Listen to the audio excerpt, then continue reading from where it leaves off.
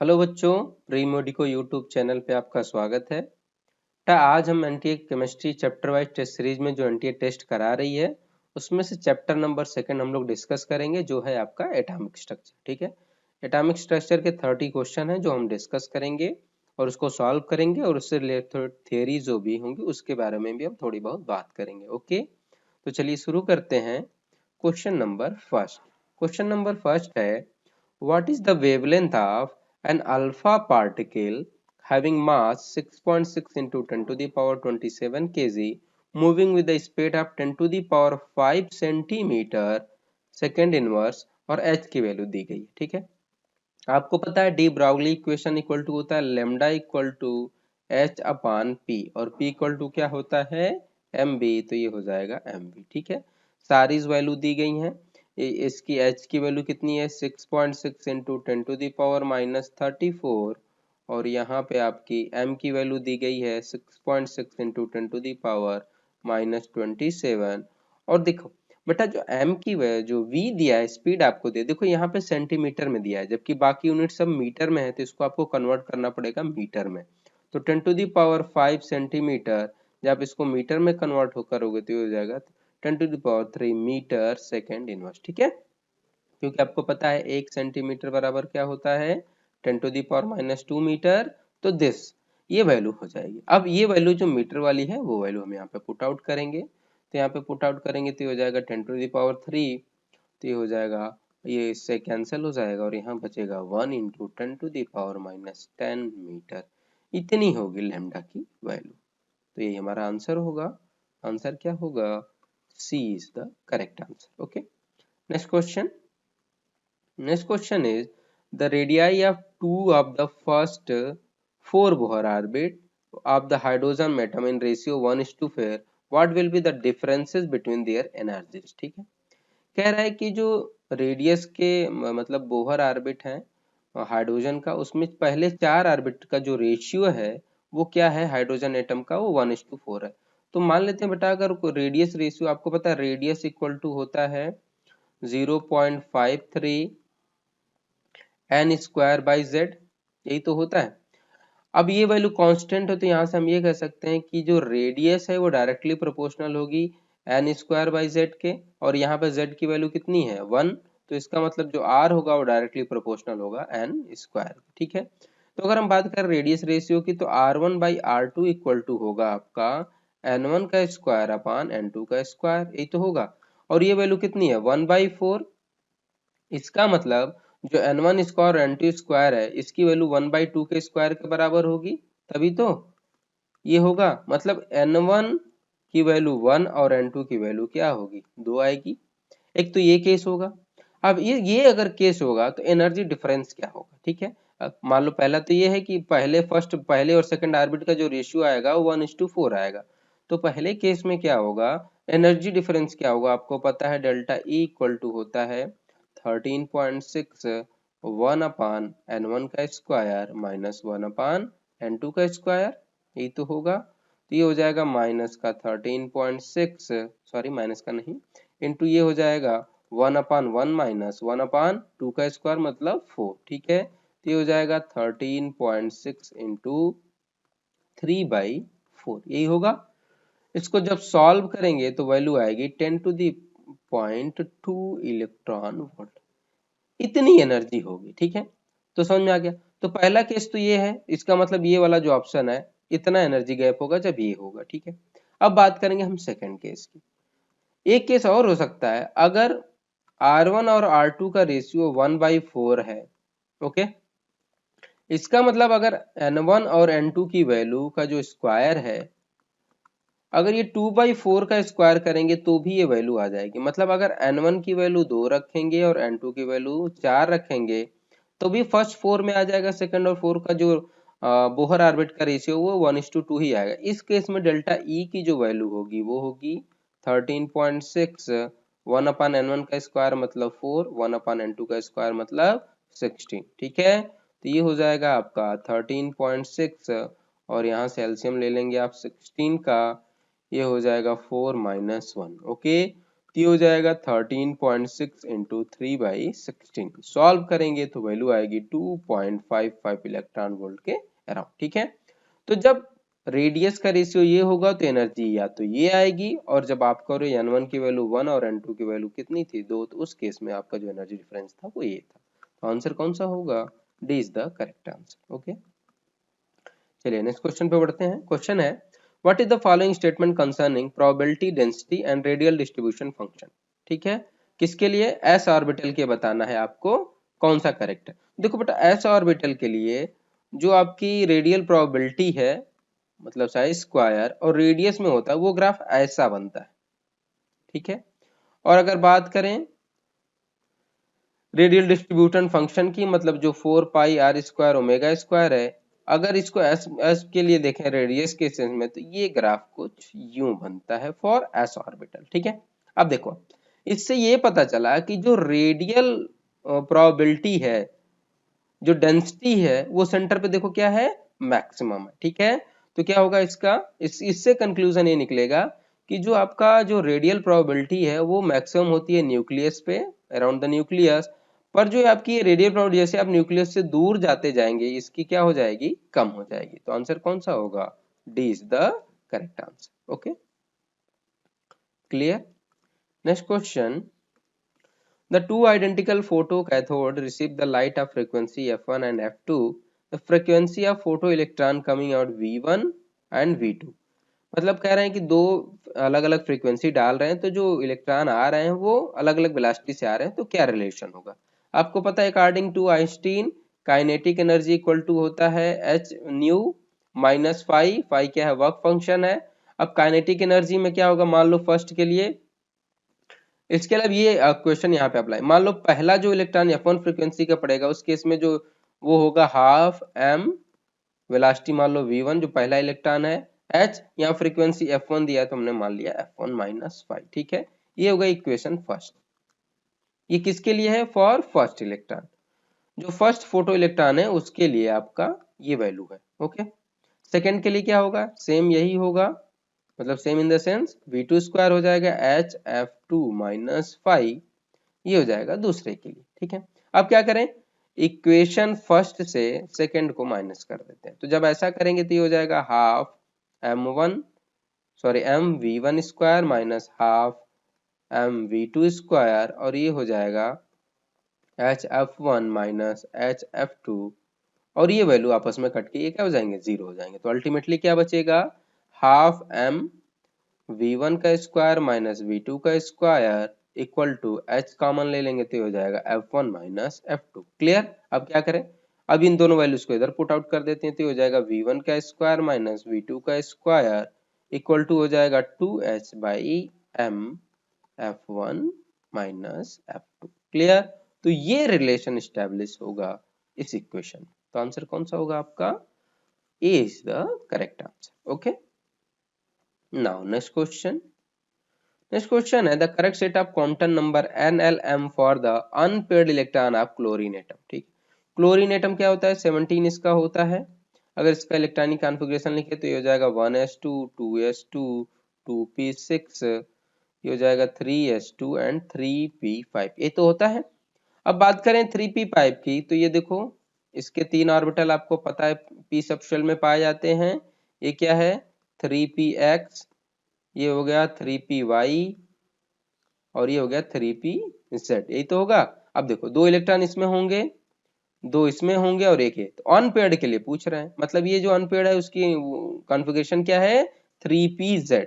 और 3pz के लिए तो आपको पता है n की वैल्यू इसके लिए 3 होगी, p के लिए l की वैल्यू कितनी होती है 1, और इसके लिए m की वैल्यू कितनी होगी, इसके लिए -1, इसके लिए 0, इसके लिए +1, तो इसके लिए m की जो वैल्यू होगी वो 1 होगी। तो ओवरऑल क्या होगा, NLM की वैल्यू 311। तो आंसर कौन सा होगा आपका? C is the correct answer. Okay, now next question, maximum number of electron in subshell L with 3 and n equal to 4। मतलब अगर हम बात करें तो ये हो जाएगा 4, और n L की वैल्यू किसके लिए है, 4f, और आपको पता है f सबसेल में मैक्सिमम कितने इलेक्ट्रॉन हो सकते हैं, 14 इलेक्ट्रॉन। तो आंसर कौन सा होगा, ए, 14 इलेक्ट्रॉन मैक्सिमम इलेक्ट्रॉन होंगे। ओके, नेक्स्ट क्वेश्चन है in Rutherford experiment which establish the nuclear model of the atom. ठीक है, रदरफोर्ड ने एक्चुअली क्या किया था बेटा, गोल्ड फॉयल पे अल्फा पार्टिकल की क्या कराई थी, बार्डनिंग कराई थी ना। ठीक है, इसको अल्फा एक्सपेरिमेंट ऑफ रदरफोर्ड कहते हैं और इसी से इन्होंने पता किया था कि जो न्यूक्लियस है वो कहाँ एग्जिस्ट करता है, कितने वॉल्यूम में, ये सब चीजें बात। ठीक है, एक्चुअली जो अल्फा पार्टिकल होता है आपको पता है वही हीलियम न्यूक्लियस होता है। हीलियम का जो न्यूक्लियस होता है वो क्या होता है, अल्फा पार्टिकल। तो इसमें देखो बीटा ने पार्टिकल नहीं, गामा नहीं, हीलियम एटम नहीं, हीलियम का न्यूक्लियस दिया गया था। तो helium nuclei which impaired on the metal foil and get scattered, scattering हुआ था, अल्फा स्कैटरिंग एक्सपेरिमेंट भी कहते हैं इसको। तो इससे उन्होंने पता किया था कि न्यूक्लियस मतलब है जो परसिस्ट करता है इन द एटम। अब आता है, लिखा if m and e are the mass and charges of resolving electron in the orbit r for hydrogen atom, the total energy of revolving electron will be proportional to। देखो बेटा जो total energy होती है वो होती है minus का half ZE² by R. Potential energy होगी आपकी क्या, ZE² बाई आर, लेकिन ये वैल्यू किस में होगी, माइनस में होती है। और आपकी जो काइनेटिक एनर्जी होती है ये होती है हाफ का ZE² बाई आर। ठीक है, अब देखो आपसे क्या पूछ रहे हैं, टोटल एनर्जी। अब इसमें किसके लिए पूछ रहे हैं, for hydrogen atom. Hydrogen atom के लिए Z की वैल्यू कितनी हो जाएगी 1, तो इसके लिए एनर्जी की वैल्यू हो जाएगी हाफ E² बाई आर। ठीक है, तो हाफ E² बाई आर हो गया, तो आंसर कौन सा होगा आपका, डी होगा। ओके, यहाँ से आप रिलेशन भी स्टेब्लिश कर सकते हैं। जो टोटल एनर्जी होती है वो क्या होगी, काइनेटिक एनर्जी के बराबर होगी पर निगेटिव साइन में। ठीक है, किसी को भी निगेटिव ले लो आप। पोटेंशियल एनर्जी होगी वो 2 टाइम्स होगी टोटल एनर्जी के, देख लो आप। तो ये कुछ रिलेशन है जो इसमें आते हैं, आगे ये क्वेश्चन में मिलेंगे आपको, तो हम उससे डिस्कस करेंगे। Now next question, next question है which transition in the hydrogen atomic spectrum will have the wavelength as the transition n equal to, ये यहाँ पे 4 है बेटा। ओके, 4, n की वैल्यू 4 और n की वैल्यू 2 ऑफ हीलियम स्पेक्ट्रम। ठीक है, क्वेश्चन ये कह रहा है कि हीलियम के जो स्पेक्ट्रम है, मतलब n बराबर 4 से जब n बराबर 2 पे वो जंप करता है, तो जो स्पेक्ट्रम हीलियम डाई पॉजिटिव में आ रहा है, हीलियम प्लस में, sorry not di positive, helium plus में जो आ रहा है वो हाइड्रोजन में कितना होगा, ये होगा। तो आपको पता है रेड बॉक्स के हिसाब से 1 upon lambda equal to R Z square 1 upon n1 का स्क्वायर माइनस 1 अपान n2 का स्क्वायर। ठीक है, अगर हम बात करें हीलियम के लिए तो 1 अपान लेमडा हीलियम, इसकी वैल्यू क्या हो जाएगी आर, जेड की वैल्यू कितनी हो जाएगी 2 का स्क्वायर, 1 अपान n1 का स्क्वायर मतलब कितना 2 का स्क्वायर मतलब 1 अपान 4 का स्क्वायर, यही तो होगा। अगर बात करेंगे हाइड्रोजन के केस में तो वो हो जाए अपना है ये हीलियम हाइड्रोजन, और ये हो जाएगा आर 1 का स्क्वायर, ये 1 अपन हमें n1 इसका पता करना है और इसका 1 2 पता करना है, यही तो है। अब ये दोनों वैल्यूज बराबर हैं, आपको पता है कि हाइड्रोजन और हीलियम वाली जो वैल्यू है, यहाँ पे हाइड्रोजन है, ये दोनों बराबर है। तो अभी बराबर करें तो इन दोनों को बराबर करते हैं तो हो जाएगा आर 2 स्क्वायर 1 अपान 2 का स्क्वायर माइनस 1 अपान 4 का स्क्वायर, ये हो जाएगा आर ब्रैकेट में हो जाएगा 1 अपान n1 का स्क्वायर माइनस 1 अपान n2 का स्क्वायर, यही तो होगा। अब देखो ये जो 2 स्क्वायर है, अगर इसको अंदर आप करोगे तो ये हो जाएगा 4 बाई 4 माइनस ये हो जाएगा 4 बाई 16, क्लियर, ये यहाँ से कैंसिल आउट हो जाएगा और यहाँ पे हो जाएगा 1 अपान n1 का स्क्वायर माइनस 1 अपान n2 का स्क्वायर, ये तो होगा। आप देखो अगर इसको कैंसिल आउट करोगे तो ये 1 बाई 1 हो जाएगा और ये हो जाएगा 1/4 और ये हो जाएगा 1 अपान n1 का स्क्वायर माइनस 1 अपान n2 का स्क्वायर, ये तो होगा।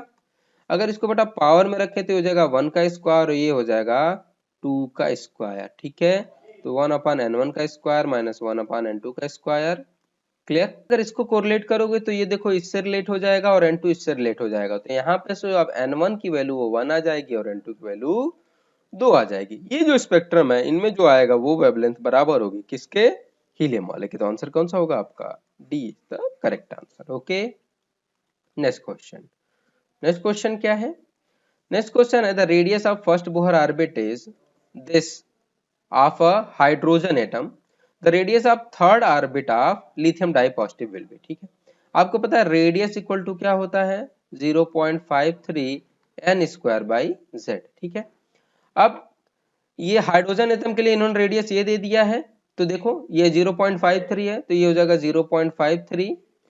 थर्ड ऑर्बिट के लिए बात कर रहे हैं, तो आर एन की वैल्यू कितनी हो जाएगी, थर्ड मतलब 3 का स्क्वायर। और आपको पता है जो जेड है लिथियम, लिथियम के लिए जेड की वैल्यू कितनी हो जाएगी, 3, तो ये हो जाएगा 3। ठीक है, तो ये हो जाएगी। अब ये इससे कैंसिल आउट हो जाएगा, तो ये हो जाएगा 1.59 एंगस्ट्रॉम। ठीक है, तो आंसर कौन सा होगा आपका, 1.59 एंगस्ट्रॉम। आपका जो एनटीए वाला आंसर है वो फोर्थ वाला है बेटा, ये गलत है। मतलब जो आपके एनटीए में जो आंसर दिया गया है वो रॉन्ग है। ठीक है, उन्होंने क्या दिया है आपको 4.79 एंगस्ट्रॉम, पर एक्चुअली इन्होंने हाइड्रोजन को काउंट कर लिया है। ये हाइड्रोजन के लिए सही है, जबकि आपको किससे पूछ रहा है, लिथियम डाइपॉजिटिव के लिए। तो ये आंसर है वो गलत है, जो कि एनटीए में दिया गया है। एक्चुअली सही आंसर आपका ये। ठीक है, तो इससे कंफ्यूज ना हो आप। चलिए नेक्स्ट क्वेश्चन की तरफ बढ़ते हैं। नेक्स्ट क्वेश्चन क्या कह रहा है, the radius of first orbit of hydrogen is 0.53 angstrom, the radius of first orbit of lithium dipositive is. ठीक है, तो फर्स्ट ऑर्बिट के लिए ये दिया है, तो ये हो जाएगा 0.53 into N square by Z, यही तो होगा। अब एन की वैल्यू कितनी है, लिथियम के लिए भी 1 है, और जेड की वैल्यू कितनी हो जाएगी, 3, तो ये वैल्यू सॉल्व करोगे तो कितनी आ जाएगी, 0.17 एंगस्ट्रॉम के अराउंड। तो आंसर कौन सा होगा आपका, बी होगा। ओके, सेम टाइप का क्वेश्चन था। चलिए आगे बढ़ते हैं। अगले क्वेश्चन है, what is the lowest energy of spectral line emitted by the hydrogen atom in Lyman series. ठीक है, लाइमन सीरीज के लोवेस्ट एनर्जी क्या होगी ये पूछ रहे हैं। ठीक है, तो आपको पता है जो डेल्टा ई होती है वो होगा आपका एच सी बाई लेमडा, यही तो होता है चेंज इन एनर्जी। और लेमडा होगा वो 1 लेमडा क्या होता है आपको पता ही है, ये होता है आर जेड स्क्वायर 1/n1 का स्क्वायर माइनस 1/n2 का स्क्वायर, यही तो होगा। ओके, अब देखो अगर लाइमन सीरीज के लिए बात करें कि जो एनर्जी डिफरेंस होगी, तो लाइमन सीरीज के लिए n1 की जो वैल्यू होगी वो किसके लिए, लोवेस्ट एनर्जी पूछ रहे हैं ना, लोवेस्ट एनर्जी। लोवेस्ट एनर्जी तब होगी जब लाइमन के लिए n1 की वैल्यू आपको पता है 1, और n2 की जो वैल्यू होगी वो सेकंड होगी। बस ये वैल्यू यहाँ पुट आउट कर लेंगे, तो डेल्टा ई इक्वल टू हो जाएगा H C upon 1 lambda equal to क्या हो जाएगा, आर जेड स्क्वायर 1/n1 का स्क्वायर माइनस 1/n2 का स्क्वायर, यही तो होगा। तो यहाँ से एच सी और आर आपको रहेगा ही, जेड की वैल्यू 1 है तो 1 का स्क्वायर, ये हो जाएगा 1 का 1 माइनस 1/2 का स्क्वायर, यही तो होगा।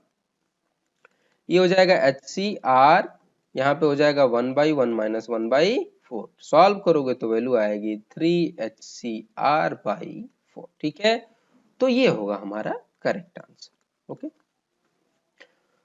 तो ये क्वेश्चन था। ठीक है, चलिए नेक्स्ट क्वेश्चन है, the increasing order of the value of EM/m। आपको पता है मैंने बताया है, इसके लिए E/m की वैल्यू को याद करने का एक निमोनिक है, ईट पर अब नाच।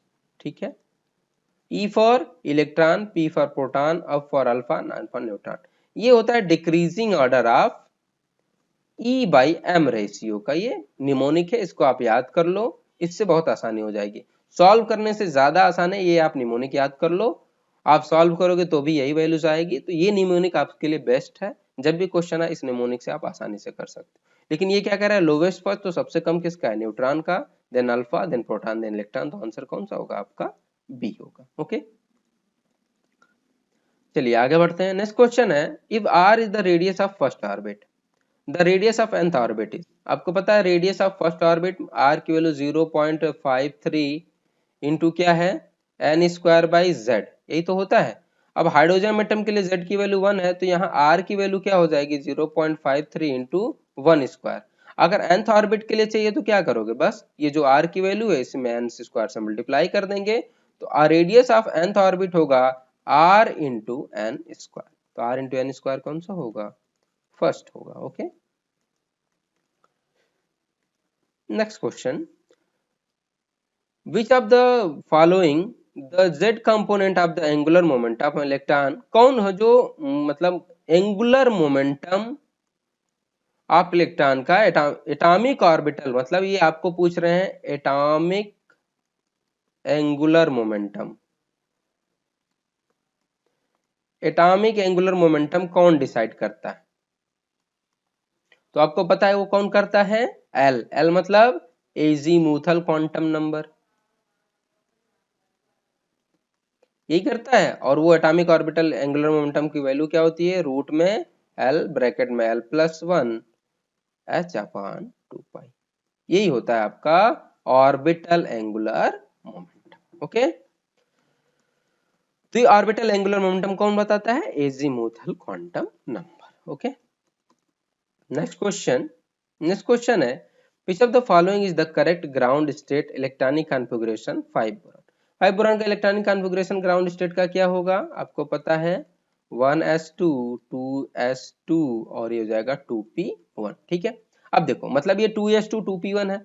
अब देखो फर्स्ट कह रहे हैं कि इसमें क्या है कि पहला इन्होंने भरा, फिर दूसरा ये इन्होंने पेयरिंग न करा के आगे बढ़ गए, तो ये हुंड रूल के अगेंस्ट है? नहीं, हुंड के अलावा पहले तो लोवेस्ट एनर्जी में बढ़ता है, तो अफबाउ के अकॉर्डिंग है, तो ये गलत है। नेक्स्ट क्या कह रहा है? बी वाले में कह रहे हैं कि अगेंस्ट अफबाउ प्रिंसिपल। ठीक है, चलो अफबाउ प्रिंसिपल के अगेंस्ट है, ये तो बात सही है, लेकिन कह रहे हैं हुंड के रूल के अगेंस्ट नहीं है। गलत। देखो हुंड के रूल के अकॉर्डिंग भी तो अगेंस्ट है, क्योंकि ये इसको क्या होना चाहिए? ऊपर होना चाहिए, जबकि ये रिवर्स वाला, तो ये भी गलत है। अब ये देखो एकदम बिल्कुल सही है। आपका क्या है, पहले क्या होगा? लोअर एनर्जी वाला भरेगा, देन हायर एनर्जी वाला। लोअर एनर्जी जब फुलफिल हो जाएगा तो हायर एनर्जी में जाएंगे, तो ये बिल्कुल कोई भी रूल को वायलेट नहीं कर रहा है। इस वजह से आंसर कौन सा होगा? थर्ड होगा। नेक्स्ट क्वेश्चन क्या है? A hydrogen atom sample is ground state excited by a monochromatic light radiation of wavelength lambda. The resulting spectrum consists of maximum 50 difference line. What is the value of lambda? ये question पूछ रहे हैं। आपको पता है कि जो number of spectral line होता है, नंबर ऑफ स्पेक्ट्रल लाइन वो होता है n2 minus n1, n2 minus n1 plus 1 अपान 2। ठीक है, अब देखो ये क्या कह रहे हैं? हाइड्रोजन को ग्राउंड स्टेट की बात कर रहे हैं। तो आपको पता है ग्राउंड स्टेट में जो n1 की वैल्यू होती है वो तो 1 होती है। ठीक है, तो n1 की वैल्यू 1 होती है। अब कितनी स्पेक्ट्रल लाइन मिल रही है हमें? 15 स्पेक्ट्रल लाइन मिल रही है। तो यहाँ से जो n2 माइनस n1 होगा, तो यहाँ n1 की वैल्यू आप 1 रखेंगे, फिर n2 माइनस 1 प्लस 1 बाई 2। ठीक है, वैल्यू सॉल्व करेंगे तो जो n2 की वैल्यू आएगी वो कितनी आएगी? 6 आएगी। क्लियर?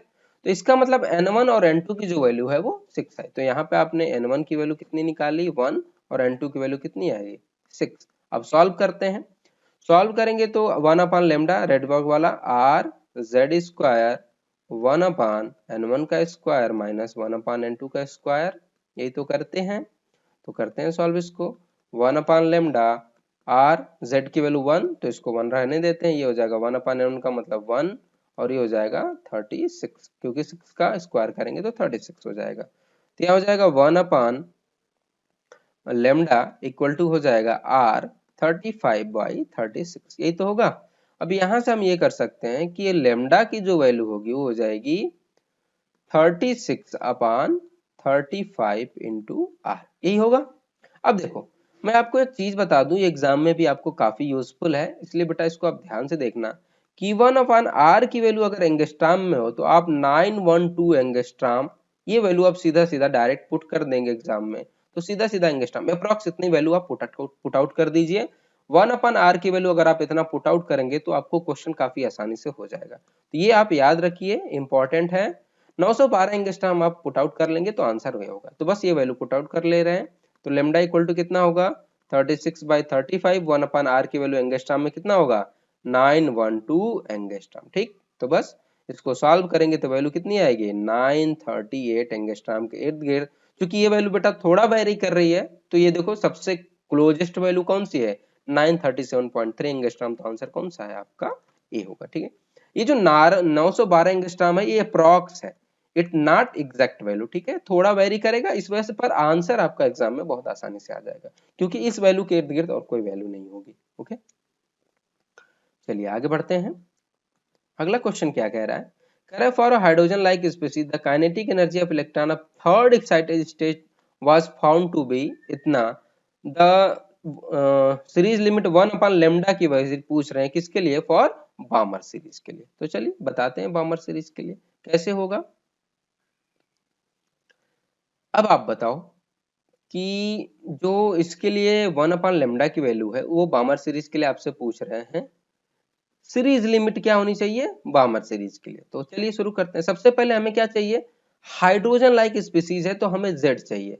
आपको पता है जो पोटेंशियल एनर्जी होती है वो क्या होती है, काइनेटिक एनर्जी जो होगी वो क्या होती है, पोटेंशियल एनर्जी के उसके बराबर होती है। तो ये हो जाएगा 13.6 into N square by, sorry बेटा, यहाँ पे एन स्क्वायर नहीं, यहाँ पे Z square by N square. Clear. तो बस काइनेटिक एनर्जी की वैल्यू कितने दी है 54.4, ये हो जाएगा 13.6। जेड स्क्वायर की वैल्यू हमें चाहिए, एन स्क्वायर कितना होगा, थर्ड एक्साइटेड स्टेट मतलब एन की वैल्यू कितनी है 4, तो यहाँ हो जाएगा 4 का स्क्वायर। ठीक है, तो इसको सॉल्व करेंगे तो यहाँ से जो जेड स्क्वायर की वैल्यू आएगी वो कितनी आएगी 64। कैसे, ये कितने टाइम्स चला जाएगा 4 टाइम्स, और यहाँ से आप मल्टीप्लाई करोगे तो जेड स्क्वायर की वैल्यू क्या आ गई 64। ओके, अब देखो कह रहे हैं सीरीज लिमिट बामर सीरीज के लिए क्या करेंगे, तो देखो इसके लिए बामर सीरीज के लिए सीरीज लिमिट की बात करो तो n1 की वैल्यू कितनी आती है 2 बामर सीरीज के लिए, और सीरीज लिमिट की बात कर रहे हैं मतलब मैक्सिमम लिमिट, तो जो nt होगी वो कितना होगा इनफाइनाइट। बस 1/λ की वैल्यू रखते हैं, 1/λ इक्वल टू होगा r z स्क्वायर 1/n1 का स्क्वायर माइनस 1/n2 का स्क्वायर, यही तो होगा। बस वैल्यू पुट आउट कर लेते हैं, 1/λ r की वैल्यू कितनी है 109,678, जेड स्क्वायर कितना है 64, देख लो आप क्योंकि सीधा सीधा वैल्यू आ गई है। 1/n1 का स्क्वायर मतलब 2 का स्क्वायर माइनस 1/इनफाइनाइट का स्क्वायर। ठीक है, ये इनफाइनाइट है। ओके, अब ये वैल्यू 0 हो जाएगी तो ये वैल्यू आ जाएगी कितना 109,678 इंटू 64 इंटू 1/16, तो ये कितना हो जाएगा 4, तो ये हो जाएगा आपका 4। क्लियर, तो ये हो जाएगा आपका 1069, ये आपका यहाँ पे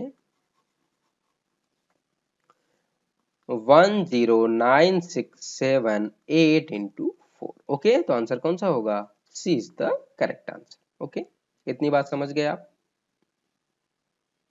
नहीं नहीं नहीं बेटा 4 नहीं होगा, ये थोड़ा गलत हो गया, यहाँ पे 4 नहीं होगा क्योंकि इसको आप सॉल्व करोगे तो 16 टाइम्स आएगा, मेरा मिस्टेक है, ये 16 टाइम्स है। तो आंसर कौन सा होगा आपका, ए is the correct answer. Okay, तो आपका होगा 10967 इंटू 16 सेंटीमीटर इनवर्स, ये होगा आपका सीरीज लिमिट की वैल्यू। ओके, नेक्स्ट क्वेश्चन क्या है, the first orbital is represented by this, A0 is the Bohr radius. The probability of finding electron a distance r for the nucleus of region dv is, ठीक है। देखो जो probability होती है according to Schrödinger wave equation, वो होती है psi square dv। ठीक है, क्लियर। और v क्या है यहाँ पे, वॉल्यूम है, यही होता है। अब देखो अगर हम बात करें फर्स्ट ऑर्बिटल की, तो जो हाइड्रोजन का फर्स्ट ऑर्बिटल होता है ये क्या होता है, स्फेरिकल होता है। क्लियर, स्फेरिकल होता है, तो स्फेरिकल होगा तो इसके लिए v की वैल्यू कितनी हो जाएगी 4/3 पाई r क्यूब, यही होगा। अब हमें क्या निकालना है, dv with respect to r, किसके रिस्पेक्ट में हमें देखना है, r के रिस्पेक्ट में, तो ये हो जाएगा dv/dr इक्वल टू हो जाएगा 4/3 पाई r क्यूब, इसका हमें क्या निकालना है, dr के रिस्पेक्ट में वो निकालना है, तो dv जो dr हो जाएगा वो हो जाएगा आपका 4 पाई r स्क्वायर। अरे ये तो होगा, जब इसको आप r के रेस्पेक्ट में डिफरेंशिएट करोगे तो ये हो जाएगा 4 पाई r स्क्वायर। क्लियर, अभी जो 4 पाई r स्क्वायर हमें यहाँ पे क्या रखना है, dv की वैल्यू, तो dv जो होगा वो हो जाएगा 4 पाई r स्क्वायर dr, ये वैल्यू यहाँ पुट आउट कर देंगे तो ये हो जाएगा psi square 4 pi r square dr। तो ये होगी probability of finding electron in from distance r। तो आंसर कौन सा होगा, A is the correct answer. Okay, next question है, which of the following is the energy of a possible excited state of hydrogen। ठीक है, कह रहा है कि कौन सी जो एनर्जी है वो एक्साइटेड स्टेट ऑफ हाइड्रोजन की पॉसिबल है। तो पहले बात जान लो कि पॉजिटिव एनर्जी तो पॉसिबल नहीं है, क्योंकि सभी एनर्जी क्या होती है, मैक्सिमम एनर्जी इसकी क्या है, 0 होती है, बाकी सभी निगेटिव होते हैं क्योंकि फोर्स ऑफ अट्रैक्शन। तो ये तो दोनों होंगे नहीं। अब बात करते हैं इन दोनों में, तो देखो 3/4 होता है, जब n की वैल्यू जब आप 2 रखोगे तो बेटा ये एनर्जी मिलेगी, ये एनर्जी आपको नहीं मिलेगी। तो आंसर कौन सा है आपका, डी होगा। ठीक है, कौन सा फॉर्मूला यूज करेंगे भाई, 3.13.6 Z square by N square. अब n की वैल्यू 2 रखोगे तो वैल्यू आपकी माइनस का 3.4 आ जाएगी। ठीक है, तो ये हो जाएगा आपका एनर्जी की वैल्यू, मतलब चेंज इन जो एनर्जी है वो ये होगी। ठीक है, तो ये समझ में आ गया आपको। तो ये वैल्यू होगी, इस वजह से ये जो एनर्जी है वो पॉसिबल है, बाकी नहीं पॉसिबल है। नेक्स्ट नेक्स्ट क्वेश्चन है, अ न्यूट्रल एटम जिसका एटॉमिक नंबर कितना है, 1 से ज्यादा है। अगर आपका एटॉमिक नंबर 1 से ज्यादा है तो जाहिर सी बात है इसके पास प्रोटॉन भी होंगे और न्यूट्रॉन भी होंगे, तभी तो 1 से ज्यादा होगा। और इसको अगर हमें न्यूट्रल बनाना है तो जाहिर सी बात है जितने प्रोटॉन होंगे उतने इलेक्ट्रॉन होंगे, मतलब ये तीनों चीजें पाई जाएंगी तभी वो इलेक्ट्रॉन होगा। तो आंसर कौन सा आपका, न्यूट्रॉन, प्रोटॉन और इलेक्ट्रॉन, अगर ये तीनों चीजें मौजूद हैं उस स्पीशीज में तो वो क्या है, इलेक्ट्रिकली न्यूट्रल है, अगर उसका एटॉमिक नंबर 1 से ज्यादा है तो। ओके, अगले क्वेश्चन बढ़ते हैं। नेक्स्ट क्वेश्चन है, according to the Schrodinger model of nature of electron in atom is. आपको पता है Schrodinger wave particle nature as well wave nature दोनों नेचर डिस्कस करती है, तो इसका आंसर कौन सा होगा, दोनों नेचर, श्रोडिंगर वेव इक्वेशन दोनों नेचर को डिसाइड करता है, वेव नेचर को भी पार्टिकल नेचर को भी। ओके, नेक्स्ट क्वेश्चन है, the continuum of an atomic spectrum is due to.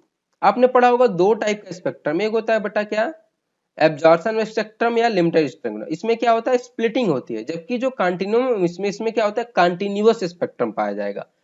इसको हम एक्चुअली कंटिन्यूअस स्पेक्ट्रम कहते भी हैं। और ये जो प्रॉपर्टी होती है ये due to ionisation of atom होती है। ठीक है, जब एटम आयनाइजेशन होता है तब जाके हमको कंटिन्यूअस स्पेक्ट्रम मिलता है, जबकि आपका जो एब्जॉर्प्शन स्पेक्ट्रम है या फिर जो एब्जॉर्प्शन स्पेक्ट्रम है, इसमें क्या होता है कि जो रेडिएशन जो होता है वो एक्साइटेशन और एनर्जी लूजिंग की वजह से होता है, जबकि आपका कंटिन्यूअस स्पेक्ट्रम जो होता है वो आयनाइजेशन ऑफ एटम की वजह से होता है। तो इसका आंसर कौन सा होगा, आयनाइजेशन ऑफ एटम।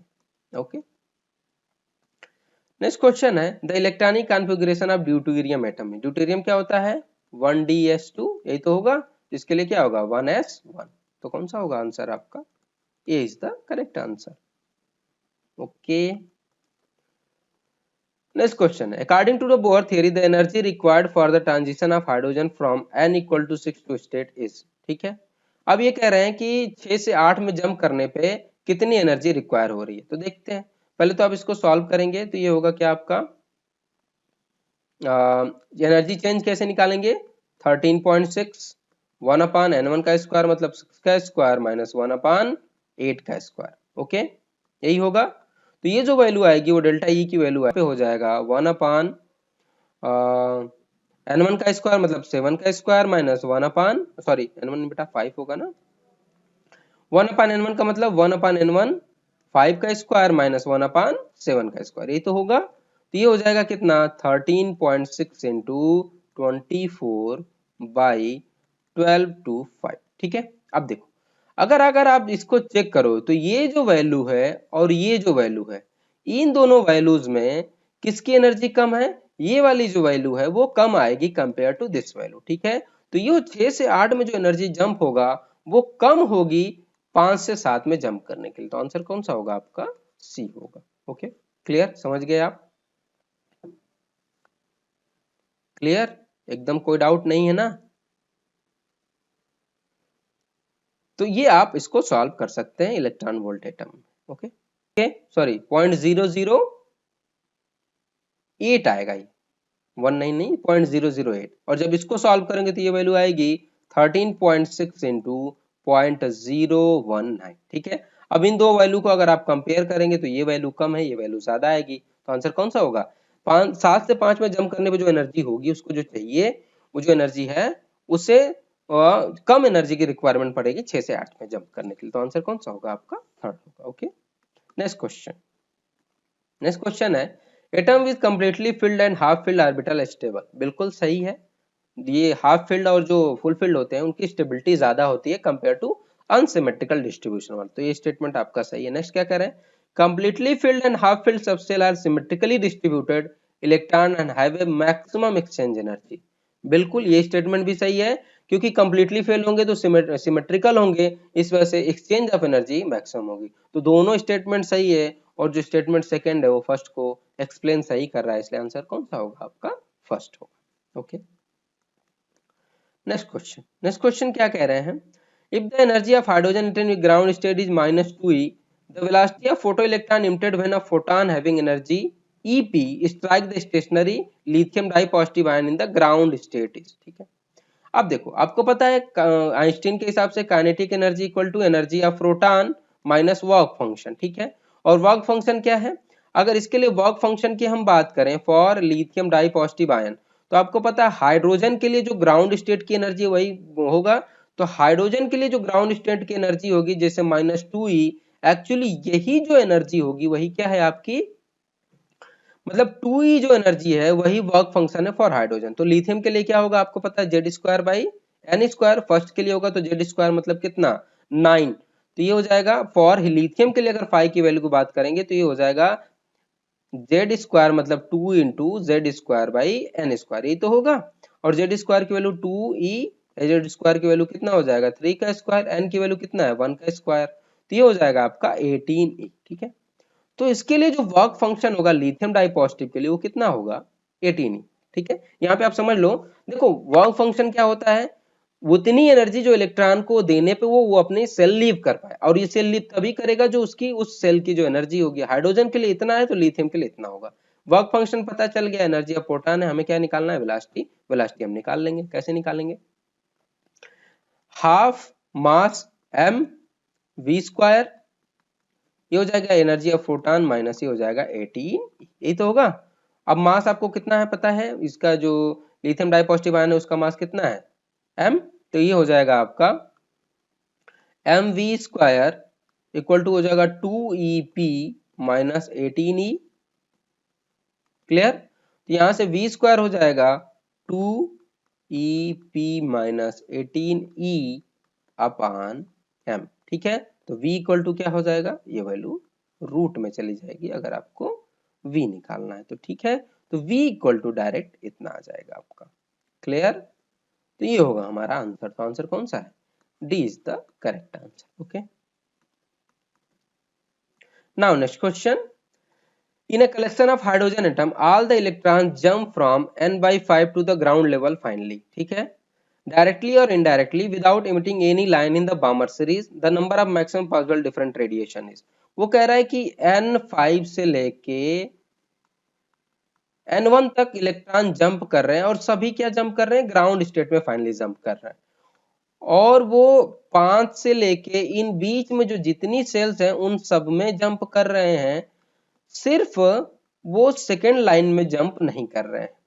पर वो बामर सीरीज में कोई भी रेडिएशन नहीं आ रहा है। बामर सीरीज में रेडिएशन नहीं आ रहा है मतलब जो n=2 है यहाँ पे इलेक्ट्रॉन जंप करके नहीं आ रहे हैं। ठीक है, समझ में आ रहा है? तो क्या प्रोबेबिलिटी हो सकती है, मैक्सिमम कितने इलेक्ट्रॉन जंप कर सकते हैं? तो देखो एक प्रोबेबिलिटी है कि जो n5 है डायरेक्ट जंप करे यहाँ पे, एक तो ये प्रोबेबिलिटी है।